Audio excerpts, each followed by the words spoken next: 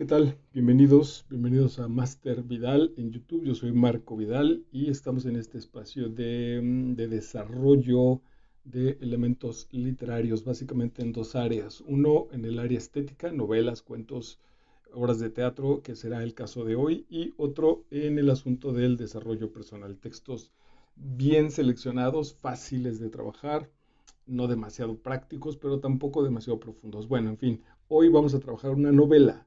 Quizá, bueno, quizá creo que es mi autor favorito, del maestro Carlos Fuentes, y la novela en cuestión se llama Los años con Laura Díaz. Los años con Laura Díaz. Carlos Fuentes nace en 1928 y muere en el 2012. Nace en Panamá, pero al ser hijo de un diplomático mexicano, de padres mexicanos, bueno, en realidad pues se registra como mexicano, vive la nacionalidad y vive el país como mexicano. Siempre lo he mencionado con esta ventaja de que pudo en la infancia y en una buena parte de su vida vivir en el extranjero.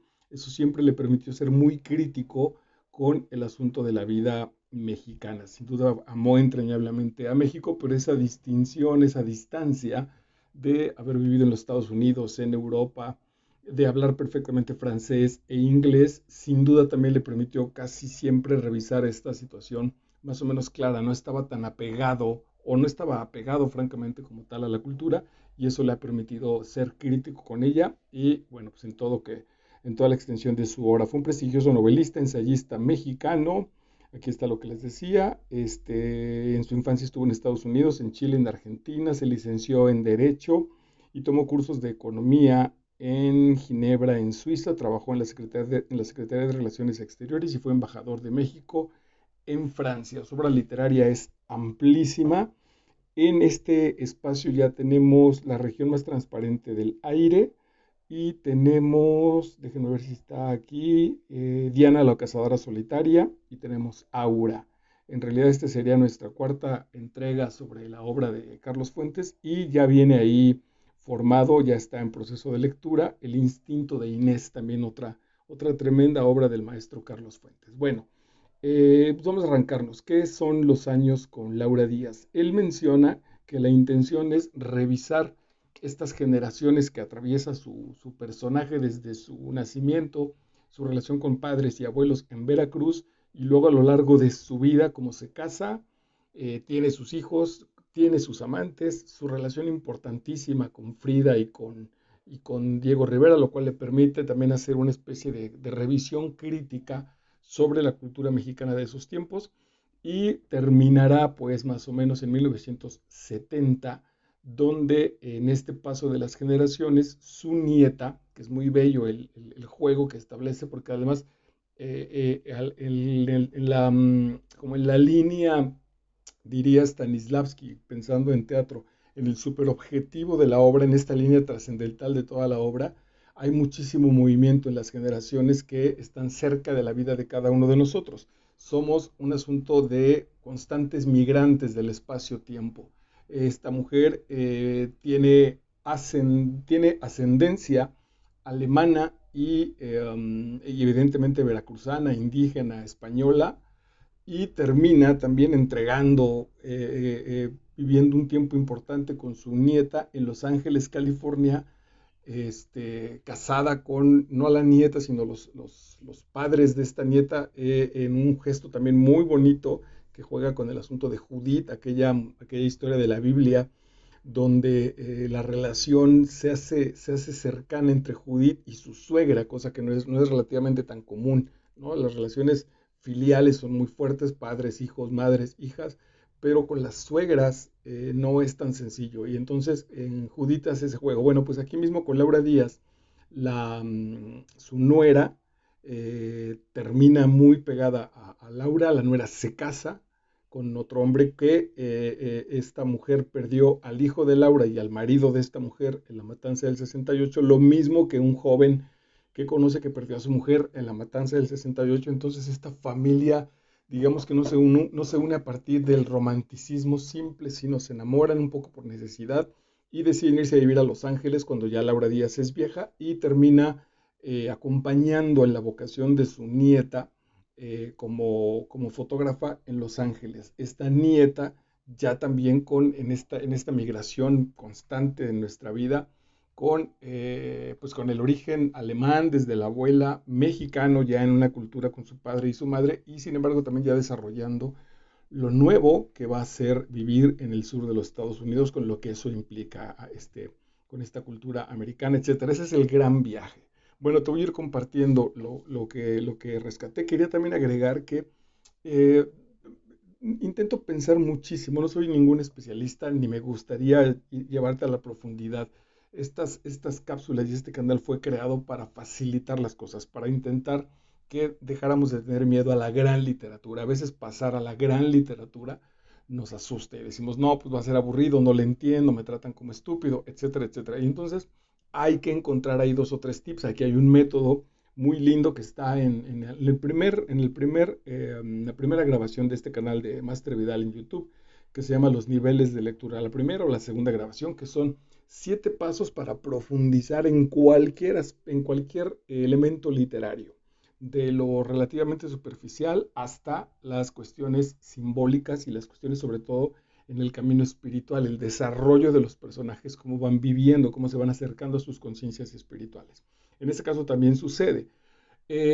¿Por qué son herramientas? Bueno, pues porque hay que profundizar en la obra, no es tan obvio, no aparece de manera inmediata. En algunas, sin duda sí, pero en otras hay que hacer ese trabajo, que es muy lindo, por otro lado. Bueno, y en ese trabajo pretendo facilitar muchas de las situaciones para que se vuelva agradable, para que se vuelva placentero sentarse a trabajar con un texto, si no necesariamente trabajar, incluso disfrutarlo en su profundidad y también en sus elementos relativamente superficiales. Laura Díaz, en los años con Laura Díaz me parece una excelente novela para ir profundizando en literatura de largo alcance. Es una novela que debe tener 400, casi 500 cuartillas. No está sencilla de leer en términos de sentarnos y leerla en 3 días, te llevará su tiempo. Sin embargo, es muy digerible, está muy sencilla y toca temas muy profundos pues, de las cuestiones humanas, dijéramos asuntos filosóficos, nada técnicos, pero bueno, qué es la vida, el amor, plantea mucho, hay mucho asunto político, social, a lo largo de la obra, la vocación de los seres humanos, es decir, temas verdaderamente importantes, muy bien narrados. Carlos Fuentes es un gran escritor y que en este momento no complejiza la situación, no tiene un personaje simbólico como en el caso de La región más transparente, pensando en Iscas y en Fuegos, sino no, aquí todo transcurre en esta línea del tiempo, evidentemente como una gran novela, pesca, se desvía en riachuelos para regresar de nuevo a este enorme cauce que son los años con Laura Díaz. Aquí entonces la invitación es a que es una de estas novelas en las que te dejará la sensación de que puedes empezar a acceder a textos relativamente más complicados porque es un muy buen paso entre un asunto relativamente sencillo que ya te empieza a presentar dificultades, no nada aburrido sin duda, pero bueno, ya la satisfacción de terminar un libro que tiene 500 cuartillas, que no te aburrió, que te permitió conocer un montón de cosas, eso es lo que vale mucho la pena, como de acercarnos así de manera divertida a los años con Laura Díaz de Carlos Fuentes. Te decía que en este viaje de generacional, Fuentes dice que él no ha trabajado novelas desde lo femenino y ahí se vuelve muy interesante porque es cierto, pues él ha creado incluso sus alter ego novelísticos, los personajes de su novela que lo reflejan a él como autor, pues son hombres.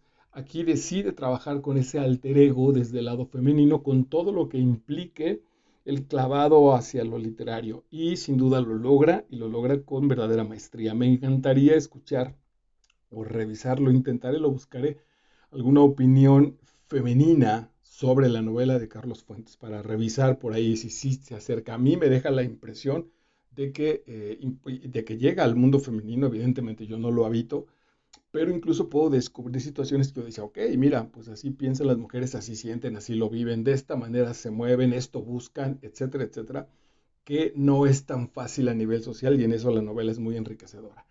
Arranca en la ciudad de Detroit, por ahí de 1932, la ciudad tal vez más industrialmente la más importante del mundo por esta cuestión de los automóviles y paradójicamente llena de páramos de silencio, llena de páramos de terror, así como hay edificios maravillosos y los interiores son espectaculares, afuera hay regiones casi fantasmas, hay parques, hay espacios que no están habitados, que no están construidos, que son como, es que si digo cementerios voy a cometer un error, pero espacios de la nada en medio de la ciudad, mucha gente inyectándose droga, mucha gente pobre, seguramente en la noche debe ser un infierno ahí terrible entre situaciones de maldad, mucha gente fantasmal.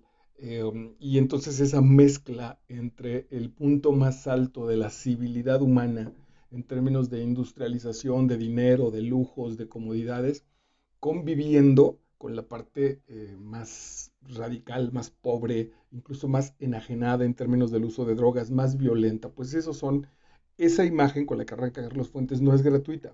Así puede ser Detroit, sin duda, o así lo seguirá siendo, o así lo era, pero Fuentes profundiza con su mirada artística y nos habla también de que esa luz y sombra de esta ciudad de Detroit también es nuestro propio interior. Entonces vamos a arrancarnos con los compartires. Dice todavía en la primer cuartilla, aquí me tienen contratado para un propósito, pero presente, presentido acaso para otro muy distinto. Me llamó mucho la atención porque esto también lo maneja en Aura. Parte de generar conciencia con nosotros es revisar si estamos haciendo el trabajo profesional adecuado, si estoy en el trabajo adecuado para el desarrollo de mi alma. Yo me he dejado en la superficie a ser profesor y toda la vida irremediablemente, no ha habido un año en el que no haga una labor de enseñanza. Desde que salí de la escuela, toda la vida he dado clases de diferentes materias, claro, todas en la línea artístico-filosófica, pero ya sea de manera personal, un pequeño curso, de manera oficial, formal en una escuela, y aunque me alejo, irremediablemente regreso. Es parte de mi vocación, es parte de mi servicio, parte del asunto que vine a hacer al mundo. Habrá que, lo estoy haciendo, dialogarlo de manera muy sana, incluso pues aquí mismo se está expresando. Entonces, revisar en términos de nuestra conciencia si el asunto profesional en nuestra vida cuadra con el asunto vocacional en el nivel espiritual. Y en este caso, el personaje dice, ok, aquí me encuentro haciendo un trabajo profesional que seguramente, no estoy completamente cierto, trae un asunto de mucha mayor profundidad porque lo estoy presintiendo. Me bastaron 10 o 12 cuadras para perderme, atención con este verbo, para perderme en un páramo oscuro y calcinado de terrenos baldíos tachonados por costras de basura. A cada paso que daba a ciegas debido a la oscuridad persistente.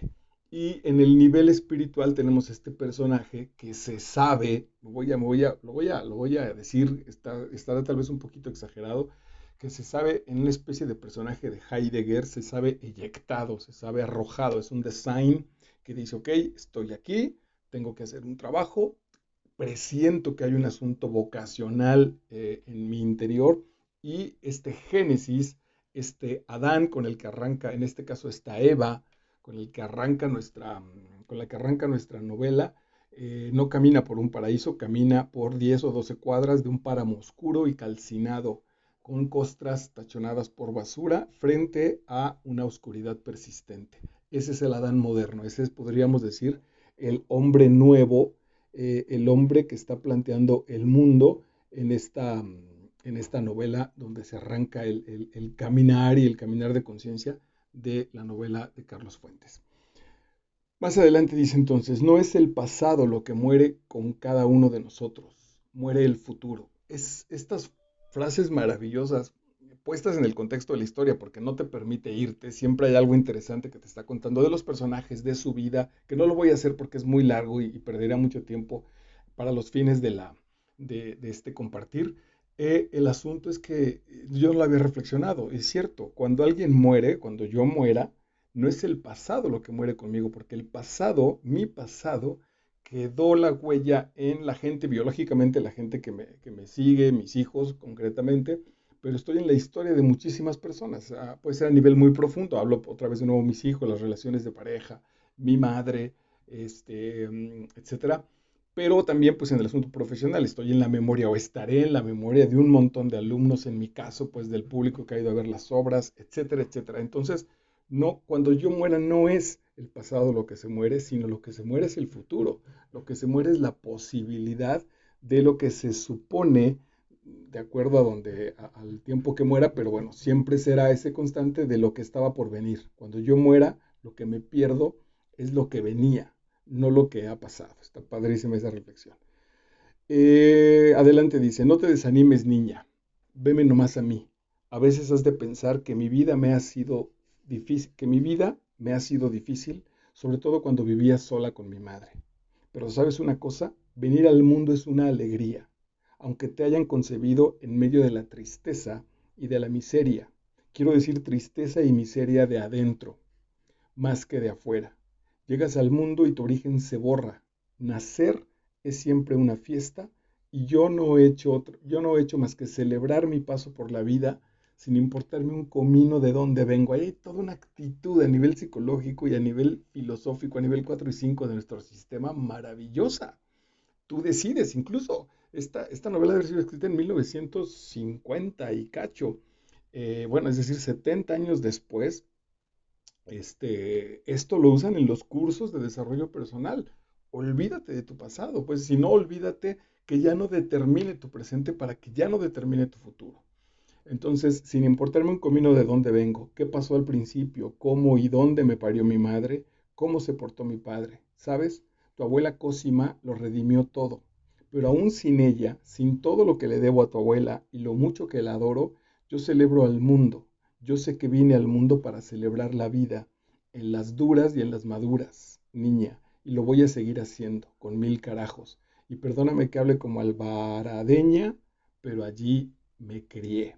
Toda una actitud de una mujer fuerte, fuerte su asunto existencial, porque es negra en un país que si bien no tiene un racismo oficial, sí lo habitamos en lo cotidiano, y además esta mujer fue rescatada por un gran hombre, el gran abuelo de esta novela, rescatada de un prostíbulo. Era literalmente una hija de puta que le esperaba una vida espantosa. De hecho, ya la vivía, era una adolescente, no la trajo de niña, era una adolescente que ya habían vendido su virginidad 10 o 12 veces, su vida iba a ser integrarse ahí ese harén de prostitutas, y este hombre la rescata, llega a su casa y le dice, pues esta mujer viene de aquí, no se parece nada a nosotros, pero a partir de hoy va a tener esta familia y esta va a ser su casa. Y entonces esta tía se hace una línea enorme de agradecimiento, siempre de entrega absolutamente fiel al mero final de su existencia. Cuando ya acabo de entregar a toda la familia, se da el lujo, el regalo de pensar en ella y se va a Veracruz. Casi ahí en la novela se hace prima de la literatura de García Márquez, se va a Veracruz a bailar danzones con los viejillos que le coquetean y ahí morirá feliz y entregada y satisfecha de su vida. No obstante, es un gran ejemplo de venir de un pasado brutal, de venir de un pasado terrible, terrible. El paso también aquí es bien bonito, muy fuerte, porque la novela arranca con una mujer, esta mujer venida de Alemania, que viene a casarse a México, está ya prometida, se encuentra un pinche cuatrero ahí espantoso que la roban en su carreta, pero se tiran una mirada maravillosa, se quedan ligados, se quedan enamorados, pero puede mucho más el orgullo y la posición social de ese tiempo que el patán le dice, dame esos anillos que traes en la mano, y dice, tendrás que quitármelos, y entonces el tipo le tira un machetazo y le corta los dedos de la mano, los mete en un pañuelo para llevarse los anillos, y la mujer, bueno, pues se queda sin sus 3 o 4 dedos completos de la mano, y así vive. Así arranca con esa violencia, y después, insisto, pues terminará, el penúltimo capítulo es sobre la matanza de 68, que tiene ahí un compartir verdaderamente delicioso. A ver si lo alcanzamos a llegar a leerlo aquí en directo. ¿Por qué toleramos la vida social? Preguntó sin más la mujer rubia. Por miedo, yo creo, le contestó Laura Díaz. En esta interioridad de nuestra experiencia hay elementos, están hablando de las inauguraciones de los murales de Diego Rivera en Detroit, por ejemplo, y entonces esta vida social burguesa de tragos, de charla, de hacerse el interesante, ¿por qué la toleramos si en realidad no nos satisface? Y entonces dice Laura Díaz, por miedo yo creo, miedo a hablar, miedo a decir la verdad, miedo a que se rían de nosotros. ¿Te das cuenta? No hay nadie aquí que no venga armado de bromas, chistes. Son sus espadas para defenderse en un torneo en el que el premio es la fama el dinero, el sexo y sobre todo sentirse más listo que el prójimo. ¿Tú quieres eso, Laura Díaz? Laura Díaz todavía está definiendo su vocación entre el arte y el periodismo y cuando menos empieza a darse cuenta que no quiere eso, que no quiere una vida vacía, superficial, de competencia. Si bien es cierto que entonces la sociedad se está mejorando y que ya no tenemos estas situaciones salvajes por el sustento diario en México, capaces de machetear una mano, sí lo tenemos en este cotilleo, en este chismorrerío ahí, en los estrenos, en las cuestiones culturales, lo que se supone que es gente estudiada, que sabe, educada, como en el fondo sigue siendo el mismo elemento. El pensamiento de España lo ensimismaba. Laura Díaz, no sé si este ya es el caso, sí, está con Jorge Maura, se divorcia, tiene una relación muy tradicional con un marido que comete una cosa brutal que a Laura Díaz no le perdona nunca. Si bien se da cuenta que pronto deja de estar enamorada de su marido, uno de los valores importantes está en el respeto. Entonces, ok, ya no vivo enamorada de él, pero lo respeto hasta que esta mujer, Laura Díaz, le da asilo a una monja, me parece, y el marido delata a la monja y entonces la policía recoge a la monja, la lleva y Laura no se lo perdona nunca. Entonces, bueno, pues se va de la casa, se olvida, entre comillas, de los hijos. Sin duda hay para el tiempo que vivía, Laura debe haber sido muy criticada. No se detiene Carlos Fuentes en eso porque no tiene demasiado sentido. No, es tan gran escritor que no pretende hacer de su heroína una heroína, porque ya está puesto, hay que encontrarlo a todas las cosas que se había enfrentado Laura, pues en esos tiempos de 1950 y tantos, por ahí debe estar siendo cuando pase este asunto. Casada con un hombre macho, si bien que no brutal, pero al final de cuentas sí macho, un hombre entregado a su pasión, a sus valores, que tiene como, pues sí, como segunda prioridad la esposa y además esa esposa se encargará de la educación de los hijos, pues como nuestras herencias mexicanas, que todavía las seguimos seguramente viviendo. Entonces, ante todo eso, esta mujer, sin planteárselo como una heroína, sin planteárselo como un asunto de gritarlo al mundo, lo resuelve de manera cotidiana. Una vez separada se encuentra un español, se hace de un amante español, Jorge Maura, y en sus avatares, en sus aventuras amorosas, una de las cosas importantes es que también a Maura le mueve el cerebro bastante bien, es un cuate muy apasionado, es un cuate muy místico, y entonces la relación entre ellos no solo está a partir del sexo, sino a partir también de un intercambio intelectual muy importante.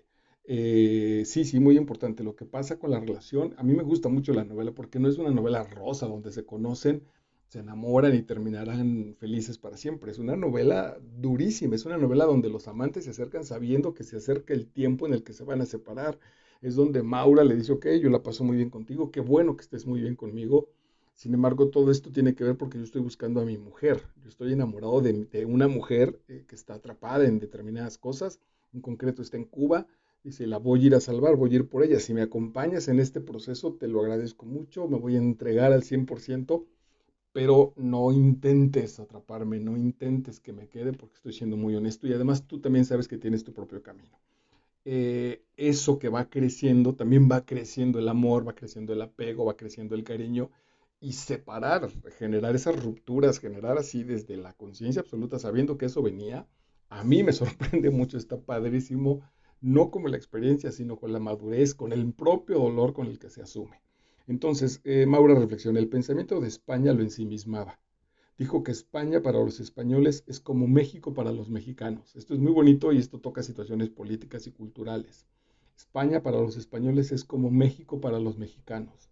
Una obsesión dolorosa. Esa definición me encantó. México para nosotros es una obsesión dolorosa, no un himno de optimismo como su patria para los norteamericanos, ni una broma flemática como lo es para los ingleses, ni una locura sentimental para los rusos, ni una razonable ironía para los franceses, ni un mandato agresivo como la ven los alemanes, sino un conflicto de mitades, de partes opuestas, de jaloneos del alma.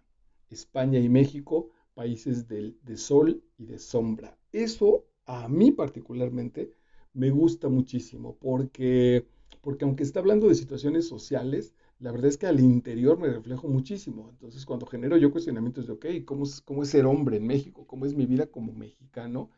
Eso me determina mucho, pues trabajamos nuestra cultura. Yo mismo soy un tipo absoluto de claros oscuros. Ahorita mismo, en este mismo momento, traigo un asunto ahí de carácter personal en claros oscuros maravillosos, que son difíciles de expresar afuera, ¿no? Las personas que están implicadas en esta situación conmigo estarían esperando que yo fuera pura luz y no, pues no, no soy pura luz, tengo sombras, algunas muy amplias, algunas muy profundas, y eso soy, no soy un cínico de esa situación, pero eso soy. No voy a maquillar ni voy a negar nada. Y tiene que ver también con ser justo la cultura y ser mexicano. Se había hecho querer por mil motivos, nos dijimos en ese acto retrospectivo que nos permite ver y decir en la muerte lo que nunca supimos ver o decir en la vida. Somos siempre malos contemporáneos y buenos extemporáneos. El tiempo, la muerte cercana, más allá del folclórico que el mundo piensa que tenemos los mexicanos, sino de ese momento de revelación, de ese momento de parar nuestra máscara. Estamos por morir y entonces podíamos mostrar, quizá la muerte es la última oportunidad de presentarnos como somos. Aquí tenemos entregado El laberinto de la soledad del maestro Octavio Paz y habla justamente sobre eso, el mexicano como un ser que nos escondemos, que estamos refugiados en este claroscuro, que nuestra personalidad es así, porque hemos pasado por muchas circunstancias históricas que nos ha dolido nuestra vulnerabilidad. Cuando nos abrimos nos chingan, cuando nos abrimos abusan, cuando nos abrimos duele. Entonces la muerte como la última oportunidad de abrirnos para que mediante la reacción del otro pueda yo reconocer quién soy. Eso es muy bello, muy fuerte. Más adelante dice entonces, dime si no te explicas que un hombre nacido con el techo a 1 metro de su petate en Pénjamo no quiera un techo a 10 metros de su cabeza en Polanco. Esto tiene que ver con esta parte que trabaja en su literatura Carlos Fuentes sobre los hombres que de éxito, sobre todo político, pero también empresarios en nuestra cultura mexicana. Seguramente también en buena parte de Latinoamérica, sin duda es así. El planteamiento más o menos es este: mientras no tengamos un sostén digno económicamente, mientras nuestros niños anden descalzos, tengan que estudiar, mientras venden chicles, etcétera, toda esta situación de pobreza absurda, que sin duda puede ser muy motivante para crecer, pero que seguramente detiene muchísimo más el desarrollo que el beneficio que pueda tener un caso individual. eh, Carlos Fuentes aquí lo plantea.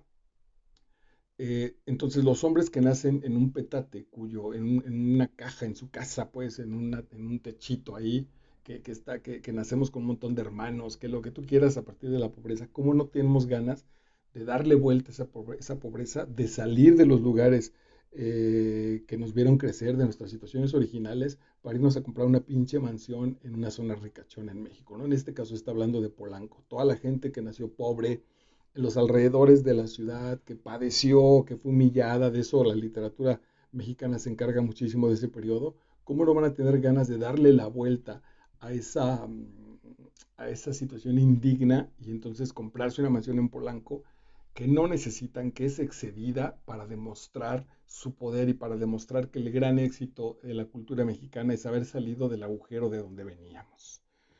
Ok, dice, es esa suerte, es esa nuestra tragedia, es esa nuestra desgracia, que para tener fe en Cristo y ser dignos de su redención, tenemos que ser indignos de Él, menos que Él, pecadores, asesinos, conscupiscientes, orgullosos, que la prueba verdadera de la fe es aceptar que Dios nos pide hacer lo que no permite.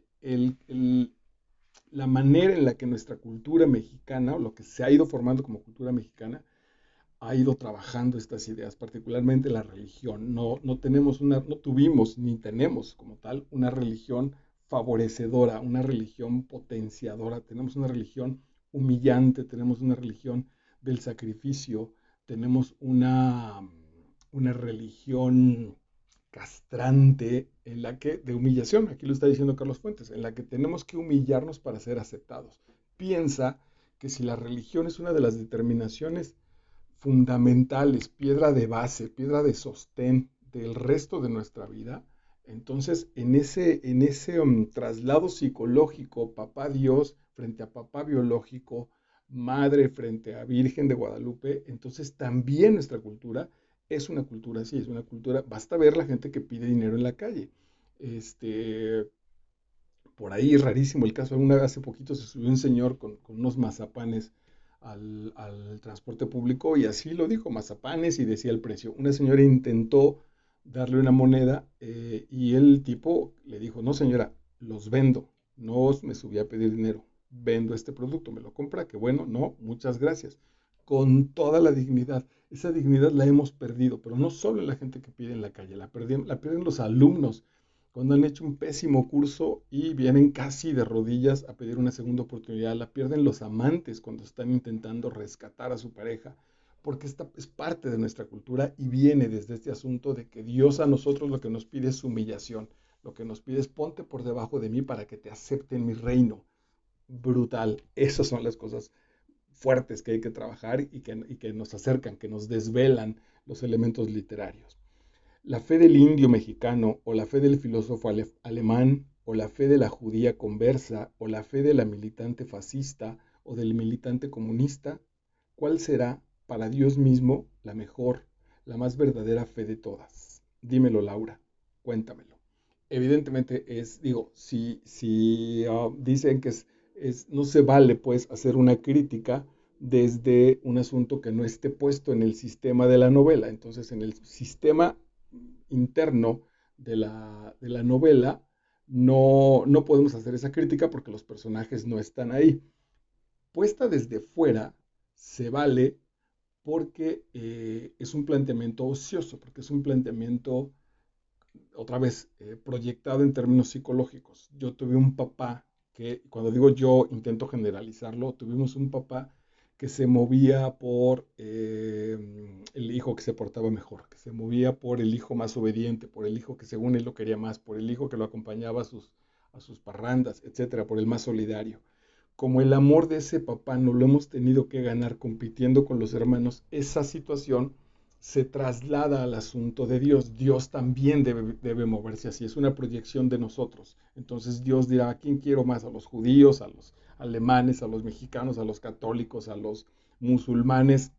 Cuando no funciona en realidad así, Dios no tiene esas preferencias, esa es una proyección de nosotros que se le podría criticar a Carlos Fuentes desde fuera, no es válido porque no está en el sistema, es muy importante porque así nos movemos culturalmente. Este es un enorme reflejo. El arte, recuerda que es un reflejo de nuestras estructuras vitales, sociales, sistemáticas en las que andamos por el mundo. Mi adorado hijo, yo te escuché desde el primer momento, desde que me pediste sin decir palabra. Madre, padre, hermano mío, ayúdame a sacar lo que traigo adentro. Permíteme presentarme. ¿Por qué marqué esto? Este es puro nivel psicológico. Esta sería una cita maravillosa si nos preguntáramos, si por ahí fuiste mi alumno y estás cerca o estás en la edad en la que piensas que pronto puedes llegar a ser papá, etcétera, grábalo muy bien. Le dijo el hijo, la mamá al hijo, perdóname, dijo, mi adorado hijo, yo te escuché desde el primer momento, la mamá le dice al hijo, desde que me pediste sin decir palabra, madre, padre, hermano mío, ayúdame a sacar lo que traigo adentro.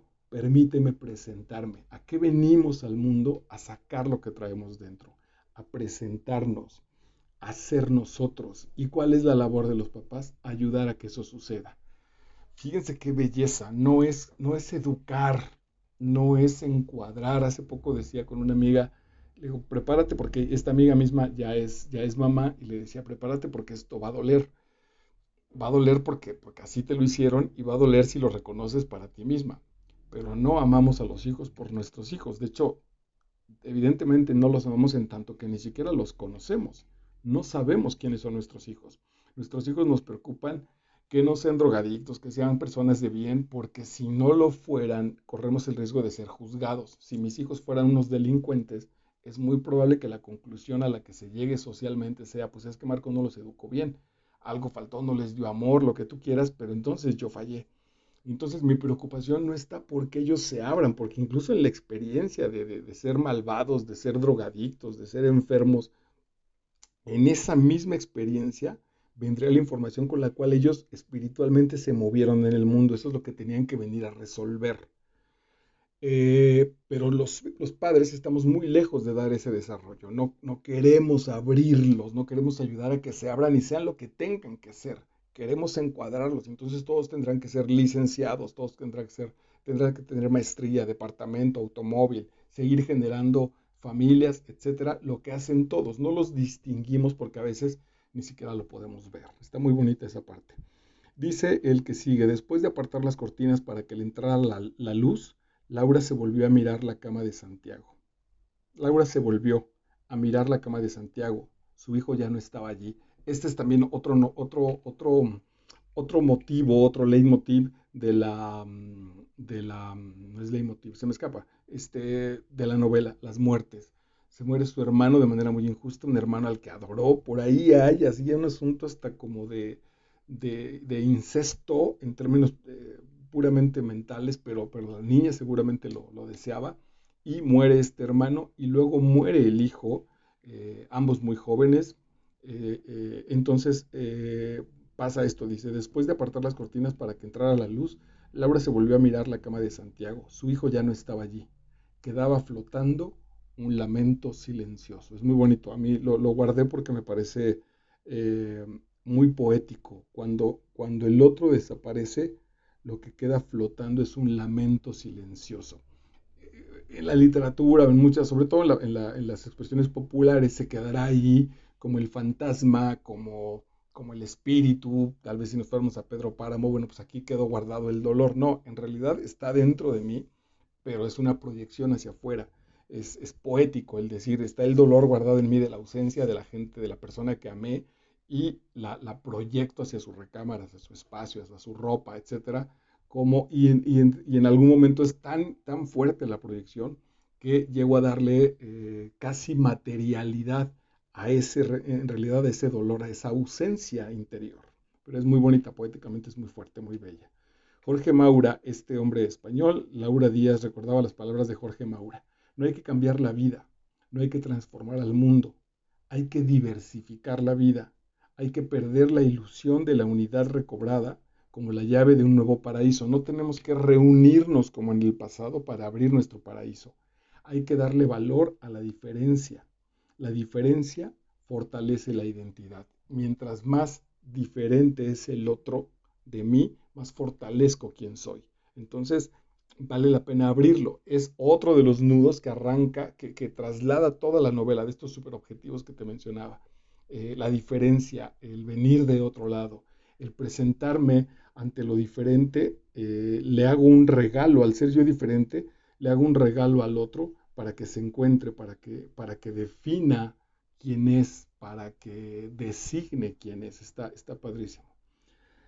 Am, Se enamora de un gringo un poco sin chiste, un gringo gris, un gringo al que el asunto macartiano en los Estados Unidos lo trajo a Cuernavaca, una especie de gringos culturales refugiados ahí, que cuando menos estos no han traicionado a los artistas.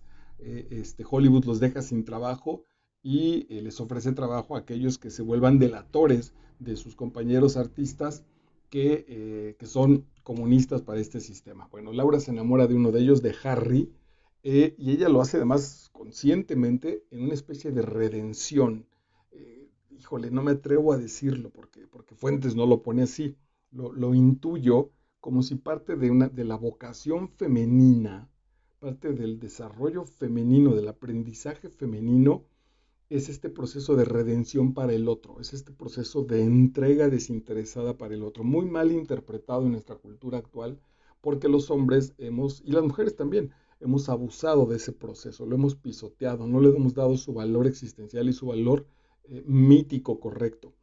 Pero me suena a que en todas las mujeres, eso revísalo tú si eres dama, hay un proceso de entrega, hay un proceso de redención, hay un proceso que tendría que ser como simbólicamente el de la Virgen María con Jesús. Hay un proceso en el que sabes que el hombre que amas va a ser sacrificado, tendrá que ir a hacer su búsqueda y corresponde esperarlo desde el lugar en el cual ella sabe que esa aventura es impostergable. los griegos, posiblemente por ahí también iría la Ilíada con respecto a esta Penélope esperando a su Ulises que está vagando y que ella sabe que su lugar es aquí.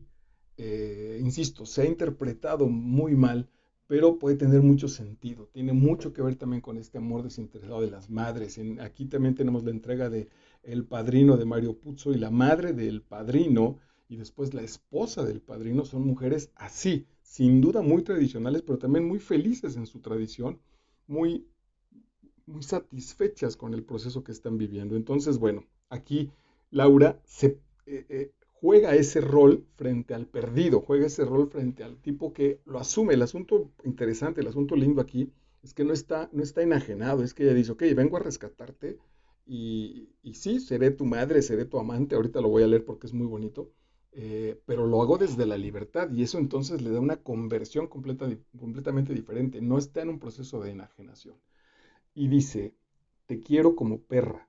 Sé que ni tú ni nadie me va a entender. Te quiero como perra. Quisiera parirte yo misma y luego desangrarme hasta morir. Esa es la imagen que te hace a ti distinto de mi marido, mi amante o mis hijos. Mi amor por ti es un amor de animal que quisiera poner en tu lugar y morir en vez de ti, pero solo al precio de convertirme en tu perra, cosa que nunca sentí antes y que quisiera explicarme y no sé cómo, pero así es, y así es Harry. Me pregunto si merecemos el amor, me pregunto si es el amor lo que existe, no tú y yo, y por eso quisiera ser animal, tu perra sangrante y moribunda, para decir que sí existe el amor como existen un perro y una perra. Quiero sacar el amor tuyo y mío de cualquier idealidad romántica. Quiero darle la última oportunidad a tu cuerpo y al mío, arraigándolos en la tierra más baja, pero más concreta y cierta. La tierra en la que un perro y una perra olfatean, comen, se traban sexualmente, se separan, se olvidan, porque voy a tener que vivir con tu memoria cuando te mueras. No lo voy a explicar porque además de que sería muy difícil, creo en realidad que no tiene nada que explicar. La poesía está tan clara. Quiero que mi amor, y eso la sé, eso es de hombres y mujeres. Quiero mi amor concreto. No lo quiero en memoria, no lo quiero abstracto, no quiero reflexionarlo, lo quiero como un perro se monta en una perra, así de brutal, así de expuesto, así de material, así quiero que sea mi amor por ti. Y si para eso tengo que convertirme en esta perra, pues lo voy a hacer muy hermoso, pensando en que Harry es casi un alcohólico deshecho, pues en realidad ya para ese momento saben que no les queda mucho, cuando menos a Harry por vivir, en términos del tiempo existencial. El siguiente dice, la verdad existe solitaria y célibe, es decir, célibe es que no tiene relación con nadie. La verdad existe solitaria y célibe. Por eso la gente prefiere la mentira, nos comunica, nos alegra, nos hace partícipes y cómplices. La verdad, en cambio, nos aísla, porque la verdad es la nuestra. La verdad es amo a esta mujer, esa es la verdad. En cambio, la mentira me acerca, la mentira genera diálogo. Si ella se acerca y me pregunta, me mira a los ojos, ¿me amas? Si le digo no y esa es la verdad, se acaba la conversación. Si le invento una mentira y le digo sí, claro que sí, podemos seguir jugando. Nos alegra, nos hace partícipes y cómplices. La verdad, en cambio, nos aísla y nos convierte en islas rodeadas de sospecha y envidia. Por eso jugamos tantos juegos mentirosos, para no soportar las soledades de la verdad.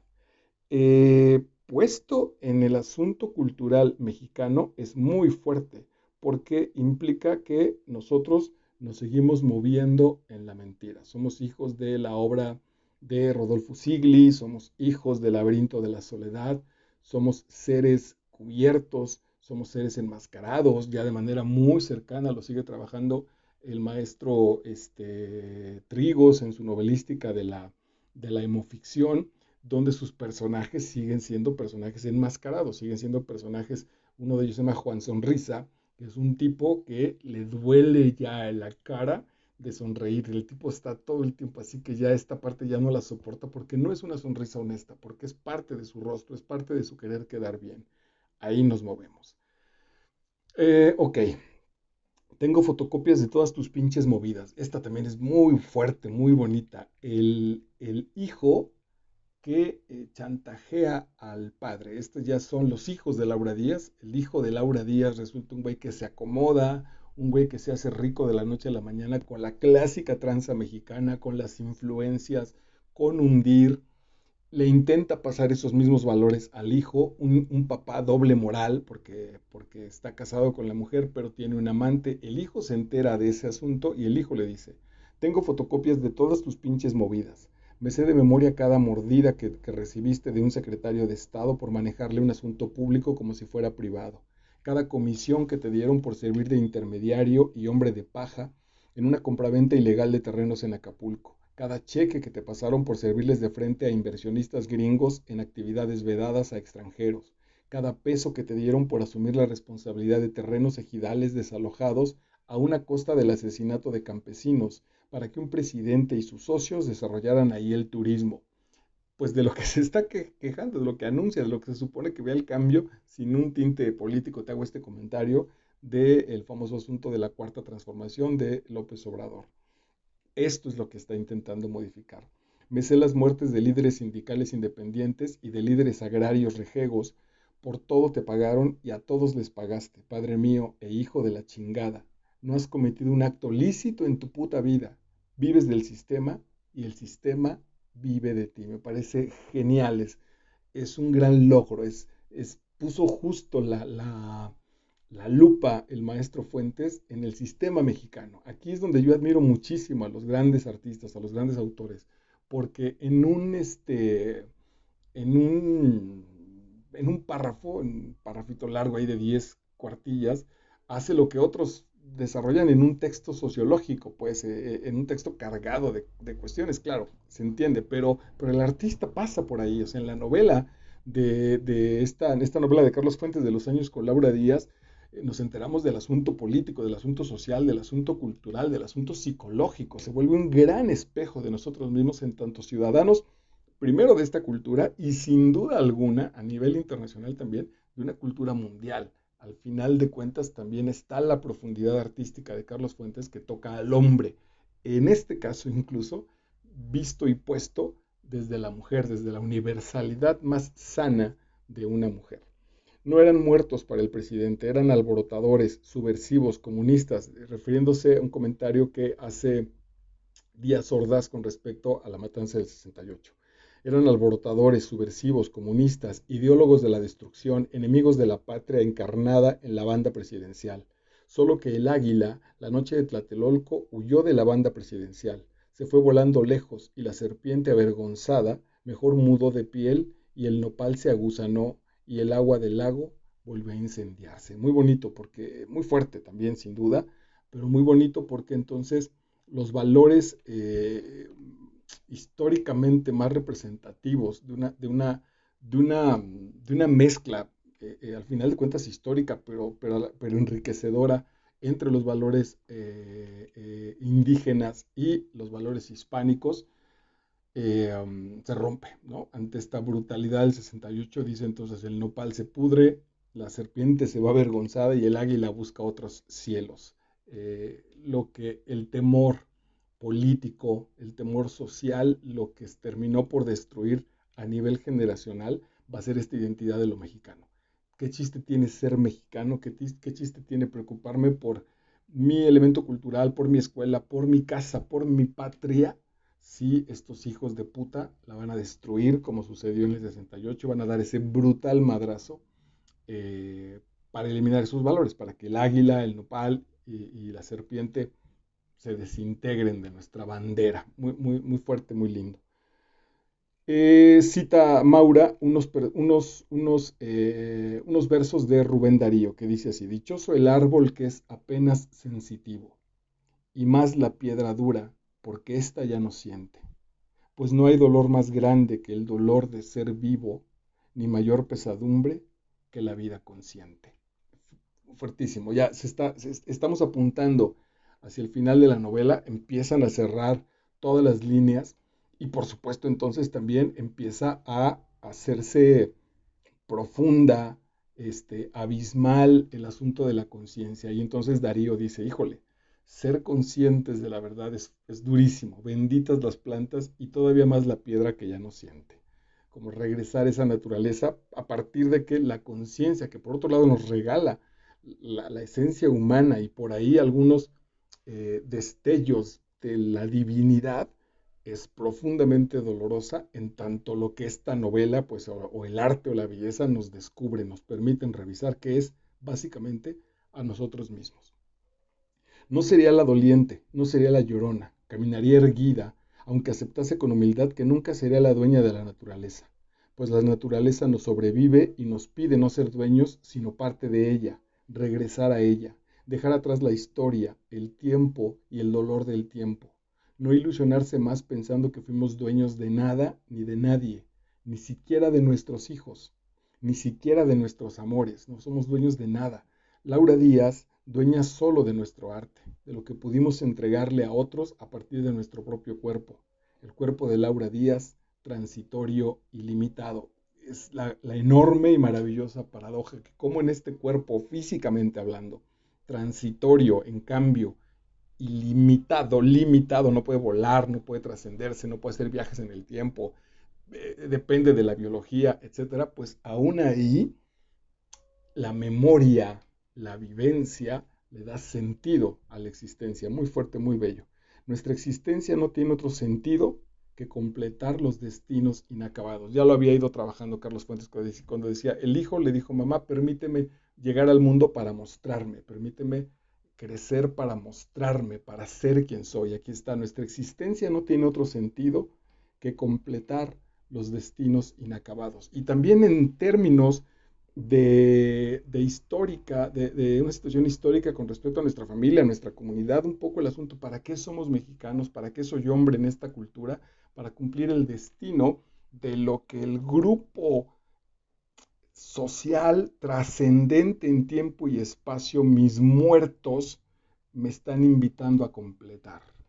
Ahí, en ese sentido, mucho más visto desde fuera, mucho más con una visión lejana, viene el sentido de vine a completar también los dolores de mi padre, las injusticias que sufrió mi abuelo, las frustraciones del tatarabuelo, etcétera, y lo mismo de aquí en adelante. Es muy bonito, genera muchísima responsabilidad con respecto a nuestra existencia, pero es profundamente hermoso alejarnos, hacer este viaje, tirar la cámara hacia atrás y ver todos los tejidos de este paso maravilloso que implica vivir, de este paso generacional que en este caso vamos acompañando en este viaje a nuestra heroína, a nuestra Laura Díaz, que va generando la conciencia, va comprometiéndose con sus personas cercanas para darle sentido a todo este plan transgeneracional, esa es la palabra que seguramente estaba buscando, a todo este plan transgeneracional para entregarlo. Y una vez cumplido, una vez asumida esa entrega también, entonces disfrutar de ese maravilloso viaje. Ok, última y con esta, bueno, me despido, te agradezco muchísimo tu compañía. La última cita dice, está en la última página de nuestra novela, los años con Laura Díaz de Carlos Fuentes, dice, desde el hecho, Enedina y Santiago miraron largo rato la pintura de Adán y Eva. Por eso Fuentes es grandioso. Acuérdate cómo el asunto nació con una tarea, con alguien arrojado que dijo, ok, tengo que hacer algo aquí, aunque me parece que no tengo claro que hay un asunto más espiritual, y empieza a caminar en su génesis, en ese terregal, en esa basura, en ese páramo horrible, y aquí terminan viendo un cuadro, la proyección es lo mismo que el viaje del soldadito de plomo.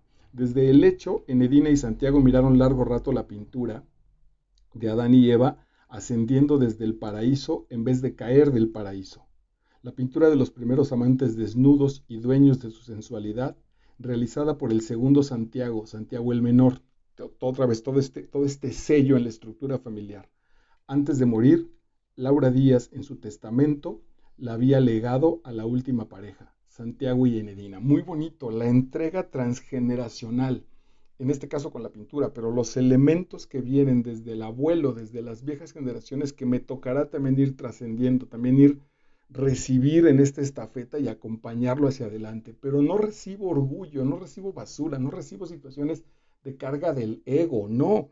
Recibo historia, recibo amor, recibo entrega, recibo apasionamiento, recibo identidad que agradezco y entrego a las generaciones que siguen. Te quiero, Santiago, y yo a ti, Enedina. Quiero mucho a Laura Díaz. Qué bueno que entre los dos pudimos recrear su vida, sus años, los años con Laura Díaz. No te pierdas, de verdad, no te pierdas la maravillosa experiencia de este espléndido texto del maestro Carlos Fuentes, Los años con Laura Díaz. Espero que haya sido de utilidad nuestro compartir. Este es Master Vidal en YouTube. Yo soy Marco Vidal, estoy para servirte. Déjame tus comentarios y estamos cerca. Chao.